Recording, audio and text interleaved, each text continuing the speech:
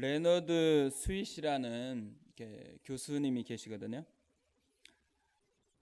세계적인 기독교 미래학자인데요. 미국에서는 매년마다 영향력을 끼치는 사람들을 뽑는데 매년마다 이분이 10대 안에 들어요. 미국에서 영향력 있는 이제 기독교인으로서 10대에 들어가는 사람인데 이분이 한국에 와서 몇 년 전에 이제부터 계속해서 한국에 오시는 것 같아요. 오면 이제 그해마다 인터뷰를 하는데 몇 년 전에 했던 인터뷰 중에 이제 한국 교회를 진단하는 내용인데요. 한국 교회를 진단하면서 심각한 질병을 앓고 있다고 이렇게 진단을 했어요. 그러면서 한국 교회가 앓고 있는 심각한 질병을 뭐라고 얘기했냐면 예수 결핍 장애라는 질병을 앓고 있다고 얘기를 했습니다. 그러니까 주의력 결핍 장애라는 말이 있는데 이 주의력이라는 대신에 예수라는 이름을 대신해서 예수 결핍 장애라고 병명을 했습니다. 그러니까 교회에 있어야 되는 당연한 게 예수잖아요. 근데 교회에 많은 게 있는데 예수만 빠진, 그래서 예수가 없는 그런 교회가 되었다라고 해서 이제 예수 결핍 장애라는 그런 말을 만들었습니다. 그래서 기자가 이렇게 물었습니다. 왜 예수 결핍 장애가 생겼나요? 물었을 때 이분이 이렇게 대답을 했습니다. 독일 종교교회과 마틴 루터가 말했습니다. 하나님은 교회를 만드셨고 악마는 체프를 만들었습니다. 하나님도 뭔가를 하시지만 악한 세력도 뭔가를 합니다. 기독교는 미국에서 성공적으로 성장했습니다. 기독교인이 된다는 것은 아주 존경받는 일이었습니다. 그런데 교회가 예수님 대신 그동안 성공 그 자체를 예배하기 시작했습니다. 어느 세대나 축복이 있고 저주가 있습니다. 우리 세대가 겪고 있는 저주는 바로 예수 결핍 장애입니다. 그러니까 미국이나 우리나라나 똑같이 교회 이제 루터가 말했던 하나님은 교회를 만드셨고 악마는 체프를 만드셨다. 이 말이 우리한테는 좀 낯선 말이잖아요. 교회하고 체프라고 별 차이를 못 느끼잖아요. 교회를 만들었다라는 말은 공동체를 만들었다라는 거예요. 한 사람 한 사람이 교회이기 때문에 하나님께서는 사람을 변화시켜서 공동체를 만들었는데 사람들은 뭘로 바꿨냐면 채플로 바뀌었다라는 거죠. 채플은 뭐겠어요? 예배당이에요.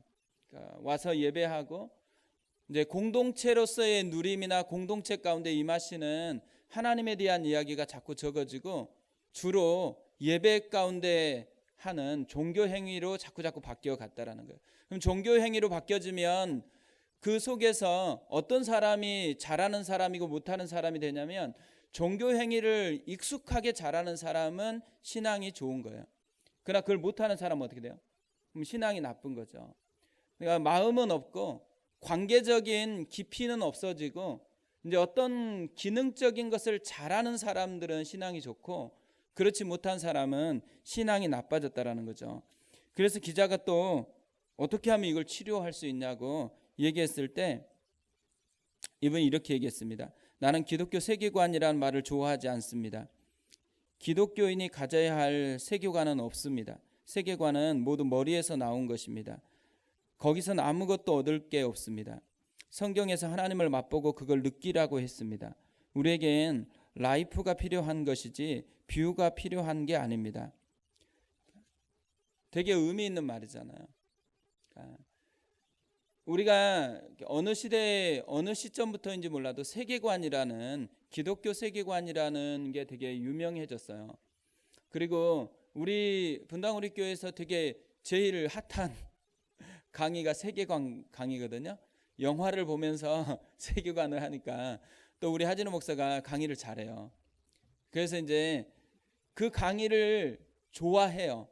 그리고 많이 들어요. 문제는 뭐냐면 드리고 났는데 변화가 없어요.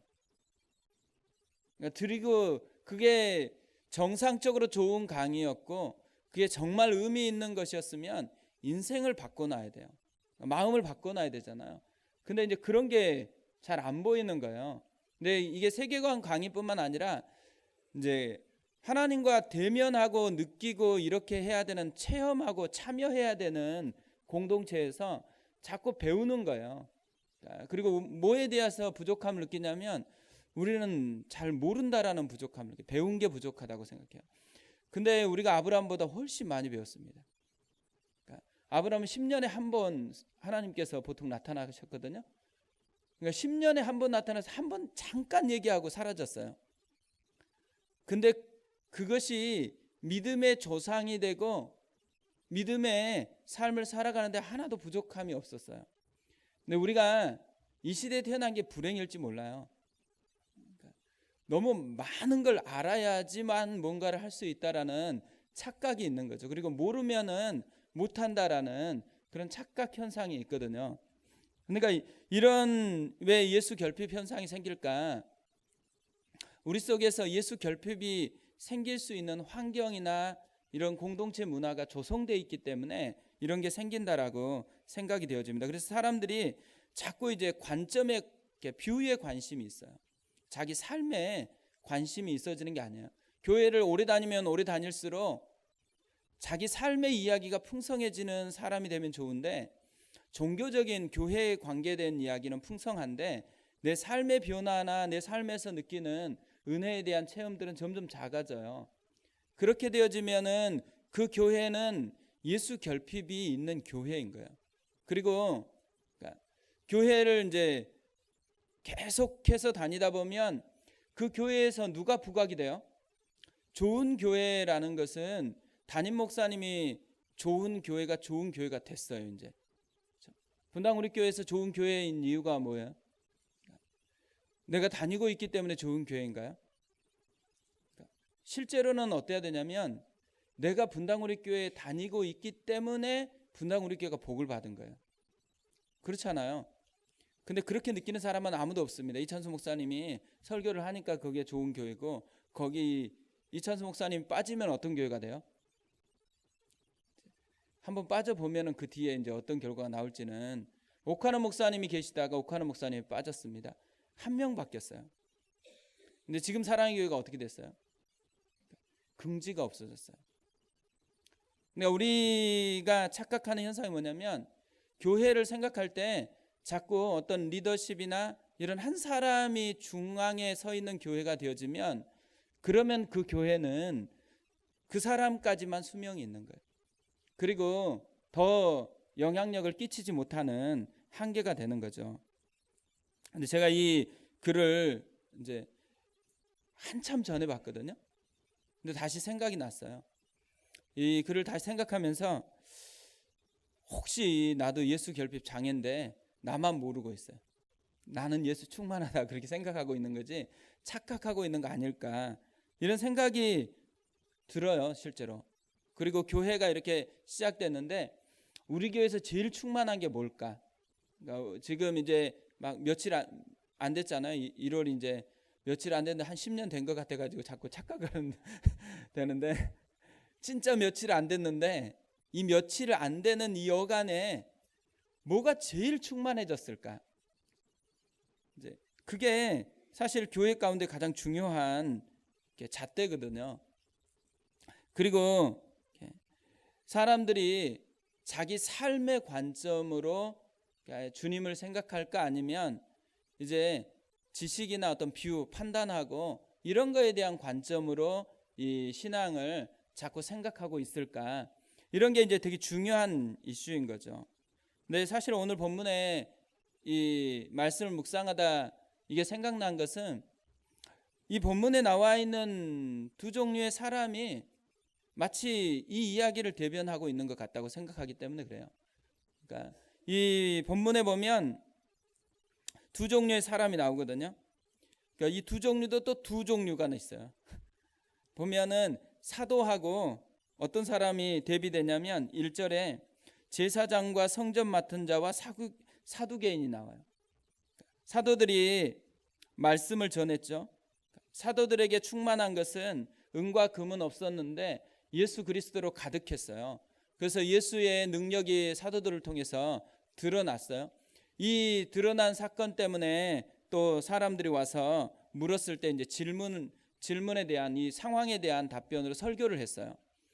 근데 이 설교를 듣자마자 이 사람들이 몰려 있고 이거에 대한 가득 차 있으니까 성전 맡은 사람들이, 지키는 사람들 얼마나 놀랬겠어요. 누가 저 일을 벌이고 있는지 궁금해졌잖아요. 그리고 나서 알게 되니까 이제 성전 맡은 사람만 온 게 아니고 제사장하고 사두개인을 대동해서 왔습니다. 왜냐하면 제사장은 가르치는 사람이거든요. 자기가 가르쳐야 되는데 사도들이 가르치고 있어요. 사두개인은 누구예요? 사두개인은 부활에 대한 예민함이 있는 사람이에요. 그러니까 부활이 없다고 생각하는 사람들이거든요. 근데 지금 사도들이 누구를 전하고 있냐면 예수님의 부활에 대해서 증거할 뿐만 아니라 모든 사람이 예수를 믿는 사람은 부활할 수 있다라는 이 사실을 증거하고 있으니까 이제 반대되었던 두 종류의 사람을, 성전을 지키던 사람이 데리고 와서 이제 세 종류의 사람이 왔다라는 거죠. 한 사도들 속에서는 실제로 믿음이 삶으로 작동하고 있고 자기 안에는 예수가 충만해 있어요. 근데 여기에 왔던 사람들, 제사장, 성전 맡은 사람, 사두개인들은 사실 온 이유가 자기 가운데 충만해서가 아니에요. 관점이 틀린 그 일을 보고 있기 때문에 뷰의 관점에 있으니까 이들이 찾아왔다라는 거죠. 그리고 이 사도들의 이야기, 그리고 또 나서 이제 사도들을 잡아가잖아요. 이 세 종류의 사람들이 사도들을 잡아서 감옥에 가둡니다. 근데 놀라운 사실은 뭐냐면 4절에 보면 말씀을 들은 사람 중에 믿는 자가 많으니 남자의 수가 약 5천이나 되었더라. 말씀을 들은 사람 중에 믿는 사람들이 많아졌어요. 예전에 베드로가 설교할 때 3천 명이었는데 지금 설교했을 때는 5천 명이에요. 5천 명이나 되는 사람들이 변했거든요.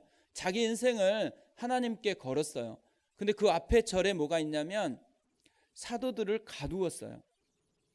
말한 사람을 감옥에 가두었는데 감옥에 가두자마자 무슨 일이 있었냐면 말씀을 들은 사람 중에 믿는 자가 많았어요. 우리 같으면 어떻게 돼요? 감옥에 갇힌 걸 보면은 믿다가도 도망갈 거잖아요. 근데 이 사람들이 감옥에 가두는데도 불구하고 믿음을 표현했다라는 거죠. 그리고 그냥 숫자가 그냥이 아니에요. 5천 명이나 되었다라고. 더 많은 사람들이 믿음을 표현했습니다. 이들이 어떤 두려움이나 자신들도 이렇게 잡힐지 모른다라는 이 환경적인 어려움보다도 더 크게 작동되는 게 뭐냐면 자기 속에서 일하시는 실제적인 믿음인 거예요. 자기 삶을 변화시킬 수 있는 그 믿음에 대한 작동이 자기 속에서 일어나니까 환경을 뛰어넘어서 믿음을 선택할 수가 있는 거죠. 그러니까 어떻게 보면 현대 교인들은 되게 평화기에서 살고 있습니다. 그렇기 때문에 우리가 되게 고민하는 주제들이 뭐냐면 어려운 문제를 어떻게 해결할 것인가, 내 삶에서 이제 고통의 문제나 이런 것들이 현대인들에게는 되게 중요한 문제예요. 그래서 우리의 대부분의 기도는 내 자신의 문제나 이런 걸 해결해 달라는, 그리고 그걸 통해서 하나님을 만나려고 하는 그런 게 대부분이거든요. 근데 북한에 있는 성도들은 어떨까요? 이 연변에서 탈북자들을 사역하시는 분들이 탈북자들을 사역할 때 뭐 우리처럼 이렇게 제자 훈련을 하거나 이렇게 하지 않더라고요. 그냥 성경을 외우게 해요. 성경을 외우고 또 성경을 가져갈 수가 없잖아요. 다 외워가지고 나중에 북한으로 들어가서 다시 쓰는 거예요. 근데 탈북자들에게 이제 한참 믿음이 뜨거워지면 보기에 좋잖아요. 그래서 이분들에게 기회를 줘요. 남한으로 갈 수 있도록 도와줄 것인지 기회를 주는데 많은 분들은 남한으로 오지 않고 북한으로 다시 돌아가겠다 그래요. 근데 북한으로 돌아가면 바로 잡힌다 그래요. 거의 틀림없이 바로 잡혀가지고 그냥 이렇게 고통스러운 그 삶의 현장으로 들어가야 되거든요. 근데도 그렇게 간다 그래요. 근데 이 사람들이 이렇게 이제 했던 기도 중에 하나가 뭐냐면 남한의 교회를 긍휼히 여겨달라고 기도한대요. 우리도 북한 선교팀들이 북한을 위해서 계속 기도하는데 우리는 대부분은 북한의 고통이나 이런 상황을 염두에 두고 기도를 많이 해요.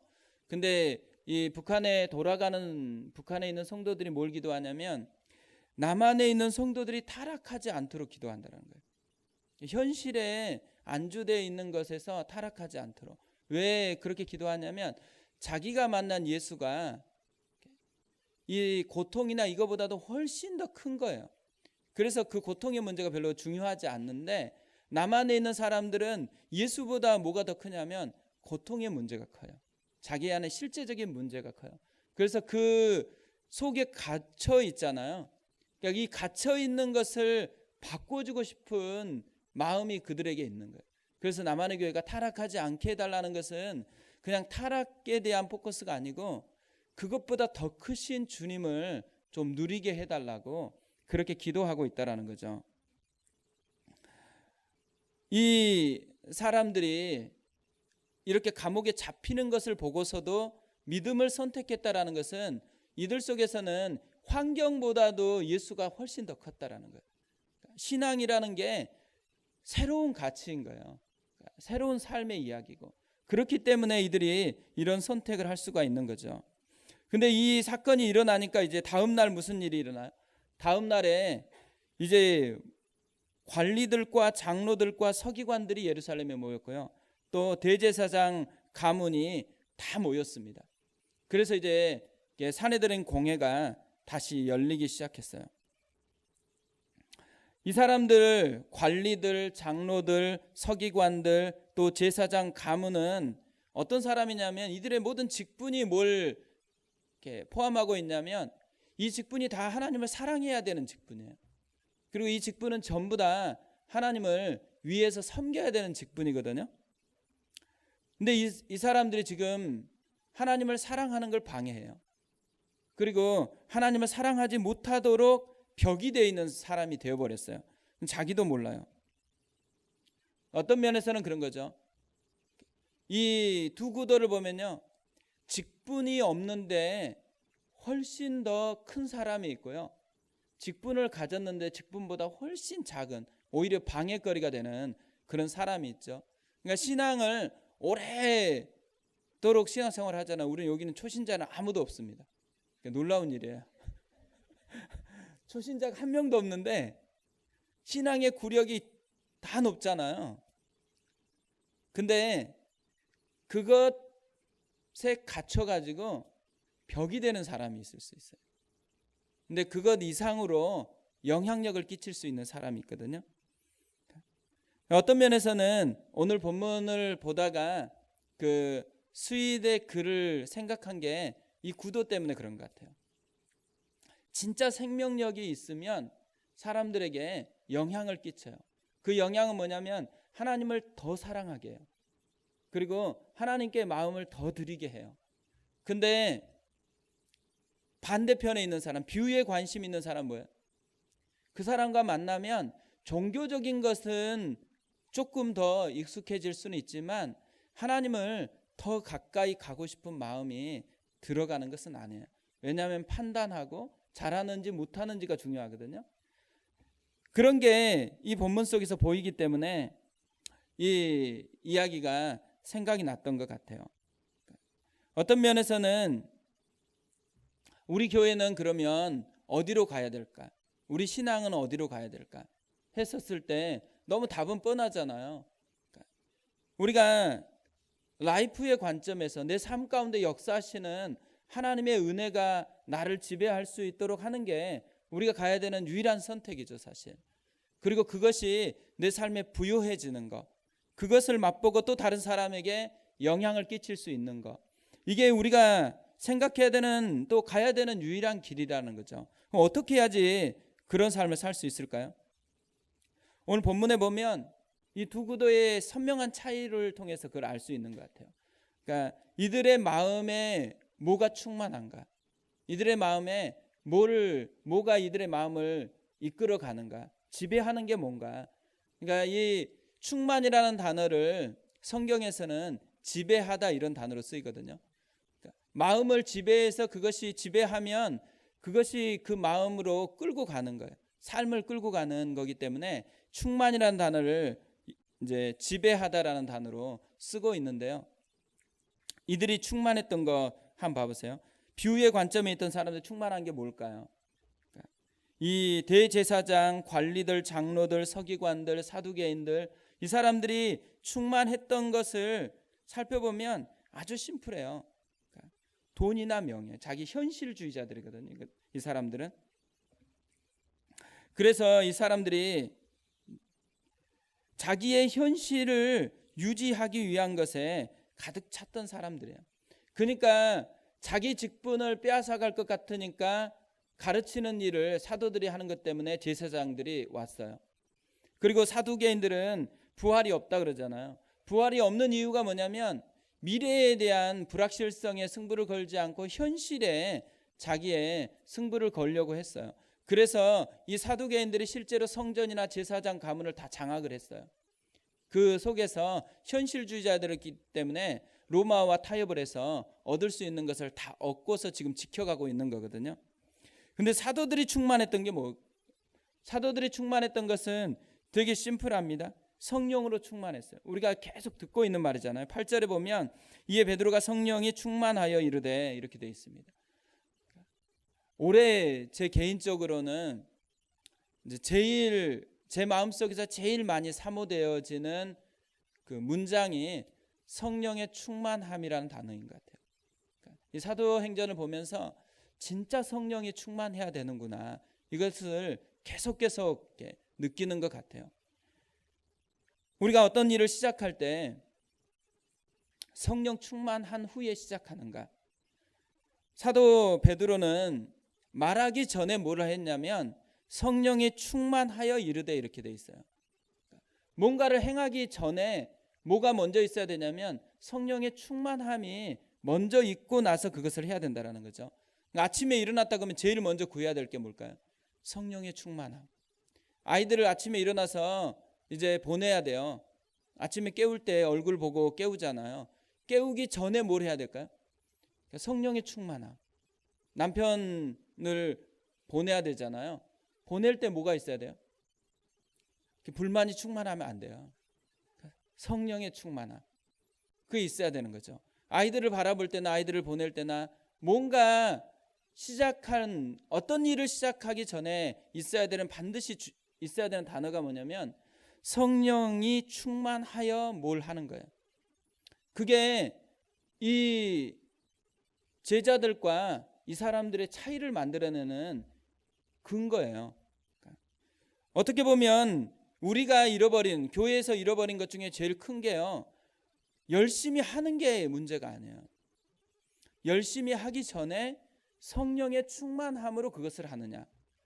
성령이 충만해서 설교를 하고 성령이 충만해서 기도를 하고 성령이 충만해서 사람을 만나고 성령이 충만해서 누군가를 생각하고 그렇게 하느냐 그렇지 않느냐가 갈라놓는다라는 거죠. 그게 오늘 본문에서 발견할 수 있는 한 가지고요. 또 하나가 뭐냐면 이 사도들에게 충만했던 게 예수로 충만했던 거예요. 질문에 답을 하는데 베드로가 막힘이 없이 답을 하거든요. 근데 베드로의 설교가 사도행전 2장에도 있었고 또 3장에도 있었고 지금 4장으로 왔거든요. 세 번째 얘기하는데 베드로의 설교의 모든 내용은 다 뭘로 채워져 있냐면 예수밖에 없어요. 예수로 가득 차 있어요. 10절에서 12절을 보면 너희와 모든 이스라엘 백성들은 너희가 십자가에 못 박고 하나님이 죽은 자 가운데서 살리신 나사렛 예수 그리스도의 이름으로 이 사람이 건강하게 되어 너희 앞에 섰느니라. 이 예수는 너희 건축자들의 버린 돌로서 집 모퉁이의 머릿돌이 되었느니라.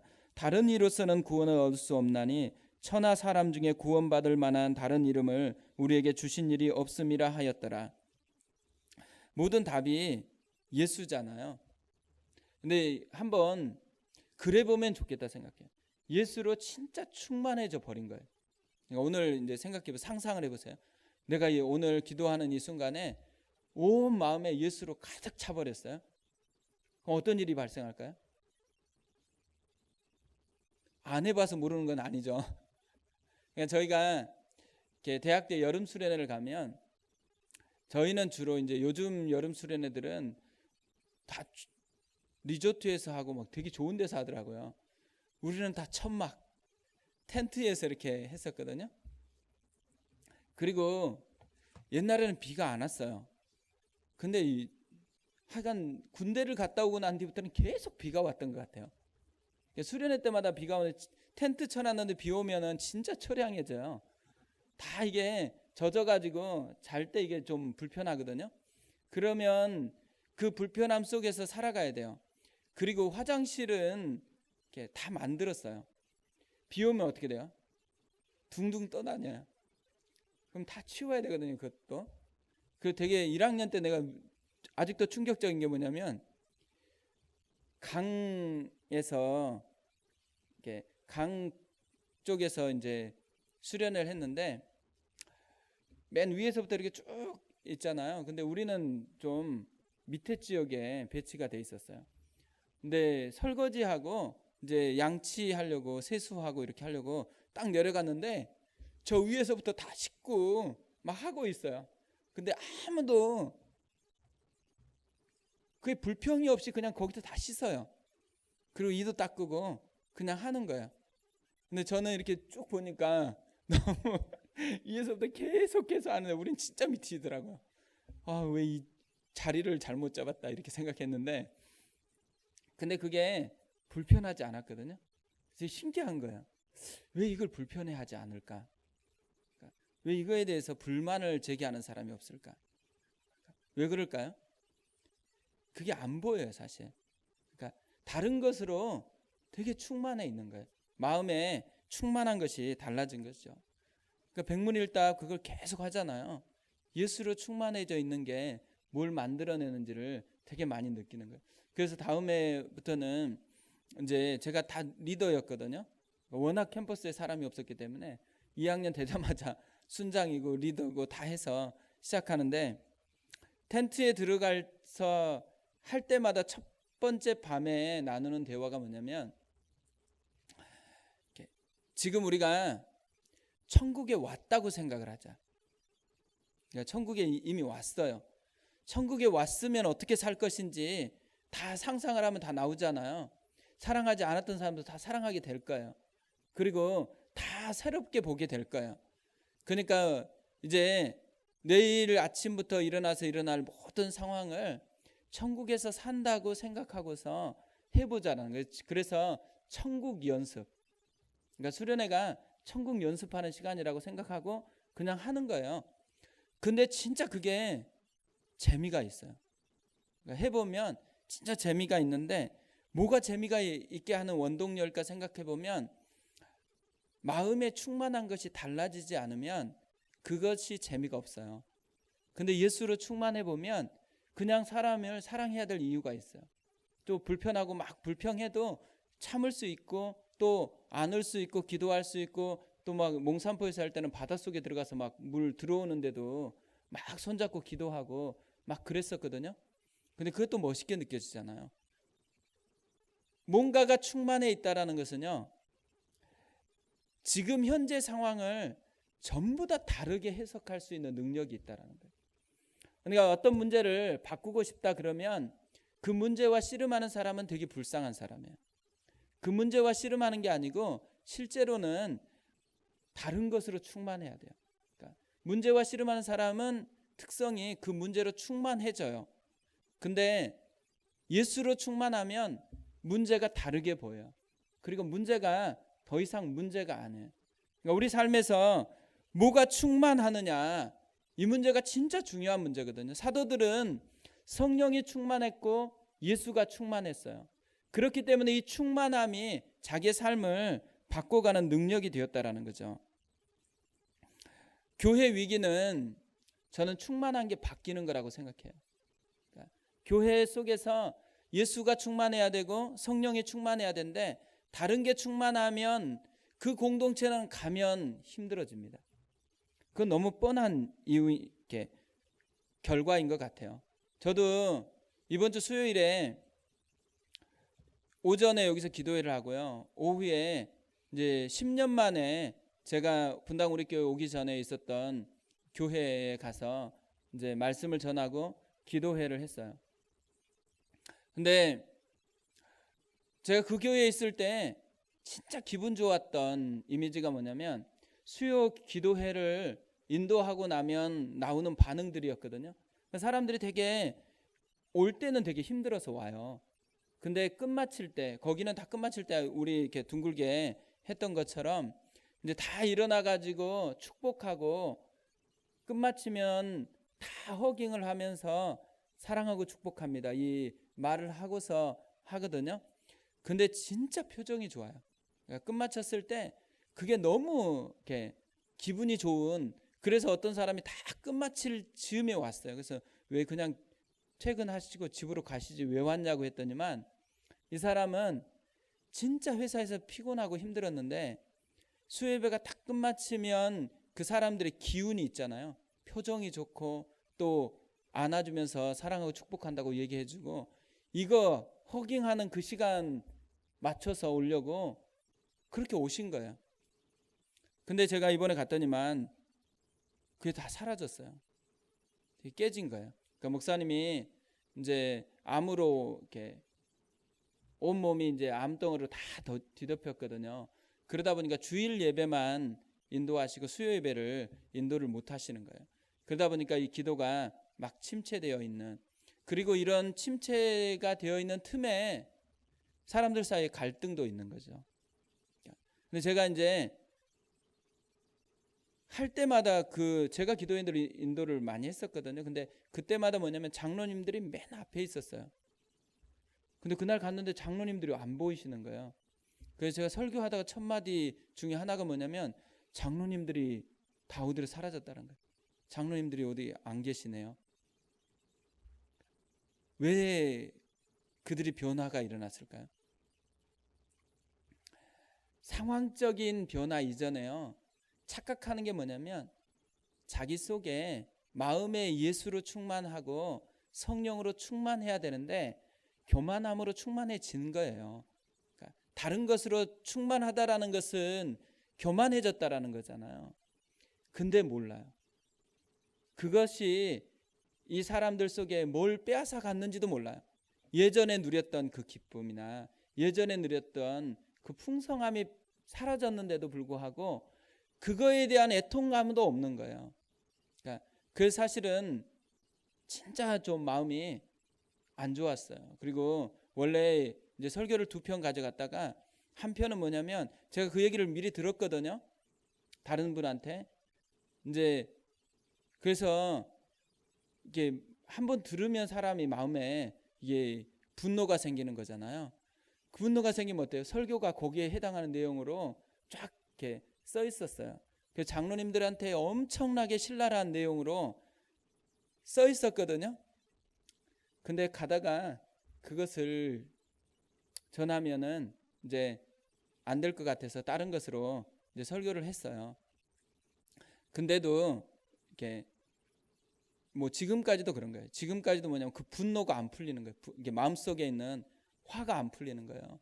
뭔 화냐면 진짜 하나님께 붙들려서 살아갔을 때는 그렇게 기쁨을 누렸는데 진짜 세상에 쓸데없는 거 그거 하나 누리려고 그것 때문에 그렇게 좋은 걸 다 버리고 있는데도 불구하고 그게 안 보여요. 그러니까 너무 답답한 거예요. 그러니까 자기도 진짜 불쌍한 처지에 있는 거거든요. 근데 그게 안 보여요. 그러니까 너무 불쌍한 거죠. 그러니까 오면서 계속 뭐 지금도 그렇게 생각하고 있습니다. 사람은 다 변질되고 다 타락되는데 우리는 진짜 그런 교회로 안 가야 되겠다. 그러니까 우리가 그렇게 어느 지점에선가 그렇게 되려고 하면 어떻게 해야 되지? 이 생각으로 뭐 계속해서 수요일부터 이 생각만 계속하고 오고 있습니다. 그런데 오늘 본문을 보면서도 그런 생각이 드는 거예요. 그러니까 예수로 충만한가? 성령으로 충만한가? 그러니까 우리의 잣대가 이거밖에 없는 거예요, 사실. 우리의 잣대가 진짜 예수로 충만하고 성령으로 충만하면 그러면 우리 속에 그것으로 말미암아 누리는 행복이 있습니다. 그리고 교회가 그것을 충만하면 그것으로 말미암아 누리는 충만함이 있는 거예요. 그럼 그것으로 다 된 것 같아요. 근데 사람들이 엉뚱한 것에 마음을 빼앗겨서 예수님과 성령을 밀어내기 시작할 때, 그럴 때 최대의 유혹이라는 거예요. 그때가 최대의 유혹인 거죠. 이 사람들, 이 두 종류의 사람들 속에서 발견되는 두 번째 차이가 뭐냐면, 이들을 움직이게 하는, 가슴 뛰게 하는 게 달라요. 이 사람들이 이 두 본문에서 질문이 나오거든요. 질문을 보면 그걸 좀 발견할 수 있는데요. 이 사람들, 그러니까 이 제사장들이나 이 사람들이 이곳에 모인 이유, 뭘 위해서 모였냐면 이 질문을 하기 위해서 모였어요. 너희가 무슨 권세와 누구의 이름으로 이 일을 행하였느냐, 이 질문 하나 하려고 모였거든요. 근데 이 질문은 예수님과 함께 했을 때 계속해서 이 사람들이 질문했던 거예요. 누구 권세로, 누구 이름으로 네가 그렇게 하고 있느냐. 예수님께도 했는데 지금 제자들에게도 또 이 질문을 하고 있습니다. 이 사람들이 왜 이런 질문을 할까요? 이 질문의 뉘앙스 속에서 발견되는 건 뭐냐면요, 두려움, 그러니까 불안함이에요. 불안함. 자기 속에 뭔가 가지고 있었던 것들이 무너져 갈 수도 있다라는 이 불안함 때문에 이렇게 모였어요. 그리고 이 진짜 별것 아니잖아요. 이렇게 거지 한 명 치료받았고, 그것 때문에 사도들이 지금 몇 번 설교한 것도 아니거든요. 두 번째 설교했는데, 그러니까 한 번 설교하고 오늘 여기서 모여서 또 얘기하는 거잖아요. 근데 이렇게 다 모였어요. 우리가 모이라 그러면 잘 안 모입니다. 그죠? 그러니까 뭐 오늘 다락방데이인데 다락방데이 하자 그러면 아마 순장님들이 힘들었을 거예요. 분명히. 이렇게 안 올 사유를 다 가지고 있기 때문에 오늘 또 엄청 춥잖아요. 얼마나 좋은 이유가 돼요. 근데 사람들에게 더 심각한 것에 대해서 얘기하면 와요. 만약에 뭐 이렇게 저주 선언을 한다고 생각해 보세요. 안 오면 오늘 반드시 저주 받을 거다 그러면 옵니다. 분명히. 그러니까 되게 나쁜 교회가 떠나면 저주 받을 거라고 하는 교회들이 있잖아요. 근데 진짜 못 떠나요. 그러니까 제가 전화를 받았거든요. 그러니까 그 교회에서 떠나가면 저주를 선언한다 그래가지고 가면 그렇게 옮기면 그렇게 되는 거냐고. 우리는 전혀 그렇게 생각하지 않잖아요. 근데 그렇게 생각하는 분들이 되게 많더라고요. 그래서 무서워서 못 떠나는, 그렇게 될까 봐서 못 떠나는 그런 사람들이 있는 거죠. 근데 이 사람들 속에서도요, 그러니까 자기 속에 누군가가 지금 오지 않으면 자신들이 가지고 있는 혜택 다 잃어버릴 수도 있다라고 얘기하니까 이 대제사장이나 이런 사람들이 올 이유가 없잖아요. 그 작은 이렇게 거지 하나 바뀐 거고 사도가 몇 명 되지도 않는 사람이 와서 얘기한 건데, 근데 실제적으로 자기에게 피해가 될지 모른다라는 두려움이, 불안이 있으니까 이 사람들이 다 모여가지고 공회를 열었다라는 거예요. 이들이 이렇게 불안한 이유는요, 지금 붙들고 있는 게 너무 많기 때문에 그래요. 그러니까 지켜야 될 거에 너무 많기 때문에 현재 누리고 있는 삶, 로마의 이런 압제 아래 있는데도 불구하고 이들이 로마와 기대 가지고 누리고 있는 모든 부와 모든 명예, 모든 게 있잖아요. 근데 그게 불안함을 느낀 거예요. 그래서 이들이 그 지키고자 하는 그 현재의 누림 때문에, 그 불안 때문에 지금 잃어버릴까 봐서 다 모였습니다. 이 사람들 속에서는 하나님은 사실 관심 없어요. 그러니까 하나님의 나라도 관심이 없고 하나님과 자기의 관계도 별로 관심이 없어요. 그러니까 현재 누리고 있는 것만 잘 지키면 돼요. 그거 하나 붙들려고 지금 나와서 이렇게 질문을 한 거예요. 어떤 면에서는 이들은 뭐가 두려운 거냐면 변화될까 봐 두려워요. 그러니까 근데 의외로 신앙생활 해보면 이런 분들이 진짜 많아요.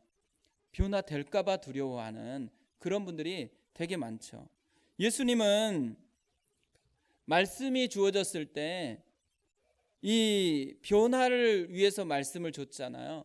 그런데 이 변화를 방해하는 요소가 있다라고 얘기를 합니다. 그래서 밭의 비유를 하면서 길가밭, 길가에 밭에 떨어졌을 때 이 길가밭에서 싹이 나지 못하게 하는 게 뭐예요? 마귀가 와서, 새가 와서 먹어버렸다 그래요. 그러니까 마귀가 첫 번째 방해거래요. 그러니까 우리 속에서 변화를 방해하는 첫 번째 이유는 마귀가 역사하기 때문에 변화가 안 일어나요. 두 번째로 뭐냐면 환난이나 박해, 돌밭에 얘기를 하면서 환난이나 박해가 있을 때, 그러니까 좀 손해 볼 것 같으면, 뭔가가 이게 대가를 너무 많이 지불할 것 같으면은 사람들은 그거에 마음을 두지 않는다라는 거예요. 그 세 번째가 뭐냐면 세상의 염려와 재물의 유혹, 이렇게 얘기합니다. 가시밭이 그런 의미라고 얘기해요. 염려하는 거, 재물, 이건 뭐냐면 우리가 붙들고 싶은 거거든요. 누리고 싶은 거예요. 근데 그것이 흔들리기 시작할 때, 그러면 잘 변화를 추구하지 않는다라는 거죠. 그러니까 이 말 보면 그런 거예요.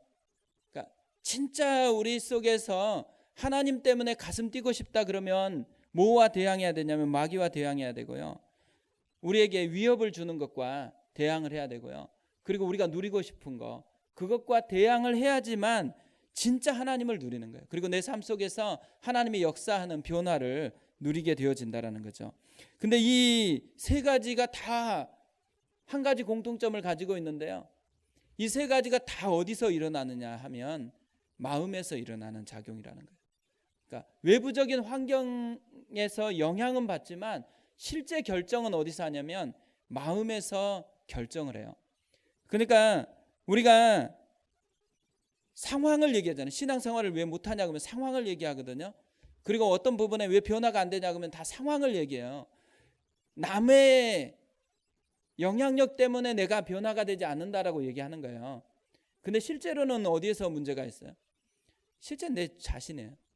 내 마음이 변화가 안 되니까, 내 마음에서 결정을 안 하니까 그런 변화가 일어나지 않는다라고 이야기하는 것이죠. 사실 이들 속에서 자기들이 어떤 문제가 있는지를 전혀 모르기 때문에 진짜 이 사람들이 어떻게 보면 예수 결핍 장애를 안고 있는 사람들이에요.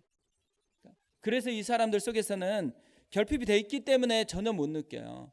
그렇게 살아가는 사람들인데 사실 이 사람들의 모습을 보면 현대 그리스도인들이 이 사람의 모습이지 사도들의 모습은 아닌 경우가 되게 많아요.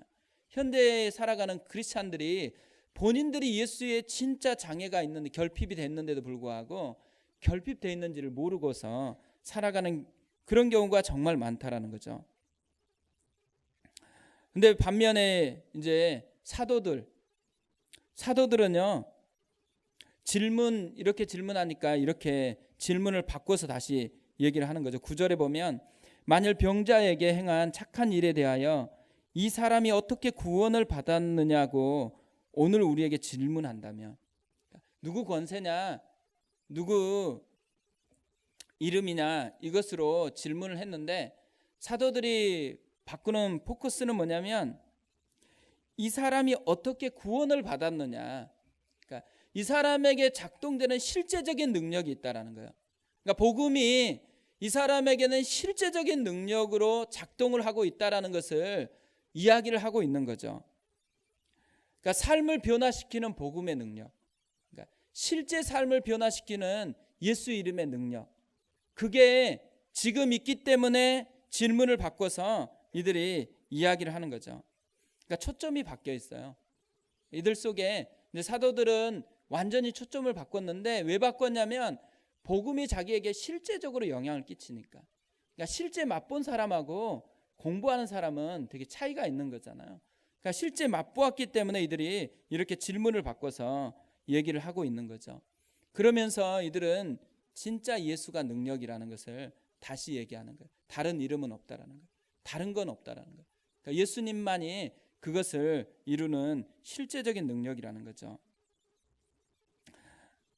우리가 예수님이 내게 실제적으로 언제 능력이었을까요? 그리고 이 십자가의 복음이 나에게 진짜 언제 실제적으로 능력으로 작동했고 지금은 또 어떻게 작동하고 있을까요? 그러니까 수요일 날 가서 다 끝마치고 이제 나오면서 인사를 쭉 하는데 많은 분들이 10년 전에 있었던 분들이 떠났더라고요. 교회를 떠났고, 근데 떠났는데 10년 만에 제가 갔잖아요. 근데 다시 오셨어요. 그래서 이제 이렇게 주로 손을 잡고 반갑게 인사하는 분들이 교회를 떠났다가 이제 제가 온다고 얘기를 듣고서 다시 오신 분들이 많았거든요. 근데 그분들 속에서 했던 왜 왔을까요? 그래서 이제 저는 당연히 있는 분인 줄 알았는데 떠났다고, 그러니까 자기는 어디 교회를 다니고 있다고 얘기를 하면서 얘기를 해요. 그러면서 했던 말이 뭐냐면, 그러니까 저와 함께 있을 때 함께 기도했고 함께 말씀을 나눴던 것이 자기 삶을 이렇게 변화시켜서 지금 신앙생활을 잘하고 있다고, 그래서 감사해서 왔다고 그렇게 표현을 하시는 거예요. 근데 제가 그 말을 들으면서 그러니까 다시 마음속에서 그런 마음이 드는 거예요. 야, 교회가 세워질 때 10년 지나고 난 뒤에 또 어떤 사람이 와서 얘기를 나눌 때 반갑게 인사하는 이유가 저런 이유였으면 좋겠다. 그러니까 함께 기도하고 함께 말씀을 나누고 함께 예수님과 함께 했던 그것 때문에 내 삶이 변했다라는, 그것 때문에 또 다시 보고 싶어서 멀리 갔다가 다시 와서 반갑게 인사하는 그런 교회가 되어지면 진짜 좋겠다. 그런 마음이 참 많이 들었습니다. 그러니까 예수님이요 진짜 능력이에요. 그러니까 우리가 삶을 보면 나를 누가 바꿨을까 이렇게 생각해 보면 이유가 딱 하나밖에 없어요. 예수님이 제 인생을 바꿔주신 거거든요. 그러니까 우리 자신을 누가 바꿨을까 생각해 보면 예수님이 우리를 바꾼 거잖아요. 그 말은 뭐냐면 오늘 이 시간에 나를 바꾸실 분이 지금 우리 안에 계세요. 또 오늘 우리 가정에서 송두리째 바꿀 수 있는 분이 우리 안에 계세요. 그렇기 때문에 우리 안에 주님이 원하시는 한 가지가 뭐냐면요, 기대를 회복하는 거예요. 지금 일상을 살아가면서 지금도 주님이 역사하고 있다라는 그것을 회복하는 거죠. 저는 이런 생각을 굉장히 자주 하거든요. 뭐냐면 바울이 경험한 것하고 내가 경험하는 것이 뭐가 차이가 있을까? 베드로가 지금 막 경험했다라고 얘기하는 것하고 내가 경험해야 되는 그것에 무슨 차이가 있을까? 막 따져보면 차이가 없어요. 예수님이 바울을 위해서 2번 죽어주신 것도 아니에요. 예수님이 베드로를 위해서 2번 죽어주신 것도 아니거든요. 나를 위해서도 1번 죽어주셨고 베드로를 위해서도 1번 죽어주셨어요. 나를 위해서 성경의 이야기가 훨씬 더 많아요. 그러니까 구약에서부터 신약까지 요한계시록까지 통째로 나한테 있거든요. 근데 베드로는 그걸 다 가지고 있지는 않았어요. 그런 의미에서 보면 현대를 살아가는 그리스도인들이 훨씬 더 누릴 게 많고 훨씬 더 풍성함을 가지고 있는데, 근데 그것을 못 누리고 살아가는 것이 현대 그리스도인들이 가지고 있는 안타까움인 거죠. 그러니까 예수 결핍 장애를 안고 있다라는 게 진짜 안타까운 거예요. 그러니까 우리가 그것들이 회복이 되면 좋겠다고 생각하고요. 이 예수 결핍 장애라는 이 말을 왜 생각했을까? 교회에 예수님의 복음이 전해지지 않아서 그런 것 같진 않아요. 여전히 교회에 예수라는 이름이 계속적으로 들리워지죠. 근데 예수라는 그 이름이 이 사람을 변화시킨 것처럼 작동을 하지 않으니까, 그러니까 예수 결핍 장애라는 이런 신조어를 만들어 가지고 교회를 판단했다라는 거죠. 그러니까 우리 안에 없어서가 문제가 아니에요. 사실 다 있어요. 예수가 있고 성령님이 함께 거하고 있습니다. 그러면 뭘 확신해야 되죠? 있으니까 우리도 바뀔 수 있다라는 확신이 있어야 돼요. 그리고 있으니까 우리 가운데도 여전히 능력으로 역사되어질 것이라는 기대감이 있어야 돼요. 그게 주님이 우리 가운데 주고자 해서 성경을 우리에게 주신 유일한 이유이죠.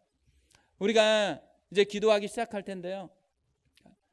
우리 마음속에 이 기대감, 하나님이 여전히 내 안에 계시고 있고 성령님이 내 안에 거하고 계시기 때문에 내 안에도 변화가 일어날 수 있다라는, 내 안에도 똑같은 능력이 역사할 수 있다라는 이 기대감을 가지고서 하나님 앞에 나아가는 은혜가 있었으면 좋겠습니다.